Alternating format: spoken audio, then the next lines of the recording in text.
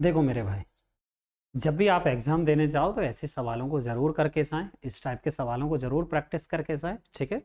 जिस टाइप के सवाल मैं बता रहा हूँ, ठीक है, वो बहुत इंपॉर्टेंट है। वो 2 वर्षों के लिए 23,000 की धनराशि पर चक्रवृद्धि ब्याज और साधारण ब्याज का अंतर 230 है। तो वार्षिक ब्याज की दर बतानी, यानी कि मैंने आपको बताया 2 सालों के साधारण ब्याज चक्रवृद्धि ब्याज में जो अंतर होता वो PR²/100 का स्क्वायर होता। जबकि डी की वैल्यू कितनी है जी 230, हमें पी की वैल्यू कितनी दे रखी है 23,000, और हमें R² और बटे क्या करेंगे जी 100 × 100, ठीक है। यहाँ पर ये 1 से 1, ये 23 से 10 बार, यानी कि इधर हो जाएगा 10 की गुणा 100 बराबर कितना आएगा R²। तो R की वैल्यू जो निकल कर आएगी वो 10% निकल कर आएगी। और एक और सवाल, ये पहला सवाल हुआ, ठीक है, इन सवालों को मिस ना करें बिल्कुल भी। देखिए, दो कारों की गतियों का अनुपात 10 और 11 है। यदि पहले कार 10 घंटे में 500 किलोमीटर, तो पहली कार जो है, ये मान के चलो पहली कार की स्पीड S1, भाई चाल बराबर क्या होता, दूरी बटे समय, यानी कि 500/10, यानी कि ये कितना निकल कर आया 50 किलोमीटर प्रति आवर, ठीक है। और यहाँ पर अनुपात कितना दोनों का 10, यानी कि पहली जो चाल है यहाँ पर S1 और S2 है, ये दिया हुआ। तो वो कह रहा दूसरी कार की गति, यानी कि 10 भाग बराबर किसके जी 50 के, यानी कि ये इसका 5 गुना, तो दूसरा क्या आज 11 का 5 गुना कितना आ जाएगा 55 किलोमीटर प्रति आवर दूसरी गाड़ी की वो चाल निकल कर आई। चीजें समझ में आई, यानी कि दूसरा वाहन है उसकी चाल कितनी निकल कर आई 55 किलोमीटर प्रति आवर निकल कर आई।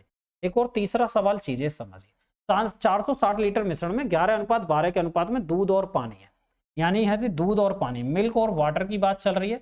11:12 था, ये कह रहा कितना दूध मिलाया जाना चाहिए, यानी कि दूध मिलाने की बात चल रही है जिससे कि 3:2 हो जाए, 3:2। तो भाई जब दूध मिला रहे हैं तो पानी की मात्रा क्या होनी चाहिए, सेम होनी चाहिए, इसको हमें बराबर करना। बराबर करेंगे तो भाई यहाँ पर ऊपर 12 है और यहाँ पर क्या करेंगे 6 से गुणा, जिससे कि 6 दूनी 12 ये बराबर हो जाए। तो ये कितना आएगा जी 11:12 निकल कर आएगा, ये हो जाएगा 18:12। अब देखो कितनी मात्रा बढ़ी जी दूध की, वो 7 बढ़ी, ये तो हो गया, ये हो गया मिल्क और वाटर, यानी कि 7 से कटने वाली संख्या देख ली, 7 से कटने वाली संख्या सिर्फ एक ही है, ना ये है ना ये है। अगर तो ये ऐसा हो जाएगा, अगर ऑप्शन में 2 संख्या 7 से कटने वाली होती फिर क्या करते, 11 और 12 को जोड़े, 23 भाग किसके बराबर करते जी 460 के, ये इसका डबल है, तो 7 का 20 गुना कितना आ जाएगा वो 140 निकल कर आता, तब ऐसा करते, ठीक है। एक और सवाल पर आते हैं, क्वेश्चन नंबर 4। क्वेश्चन नंबर 4 देखिए जी, यह है जी किसी पंसारी के 66 और 88 किलोग्राम की दालों को किस अनुपात में मिलाया जाए जिससे कि मिश्रण क्या हो जाए जी 76 प्रति किलोग्राम का मिश्रण प्राप्त हो, यानी कि एक था जी 66 के हिसाब से माल, दूसरा 88 के, वो कह रहा किस अनुपात में मिलाया जाए। दोनों को जो मिलाया जाएगा, जो मिक्सचर का रेट होता है वो बीच में लिखा जाता है, इन दोनों का अंतर, इन दोनों का अंतर, इन दोनों का अंतर इधर, और इन दोनों का अंतर कितना आएगा जी इधर 12, ये हो जाएगा 2 से काटेंगे 6 और 5, यानी कि 6:5 हमारा करेक्ट आंसर निकल कर आएगा। एक और सवाल ये है जी 5।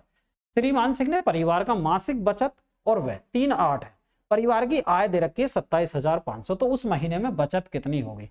यह जी बचत ये है और व्यय है, अब ध्यान से समझो मेरी बात। भाई टोटल आय जो भी बचत है और खर्च दोनों को जोड़ेंगे, आय के बराबर हो जाए 11, 11 भाग बराबर वो कह रहा है 27,500।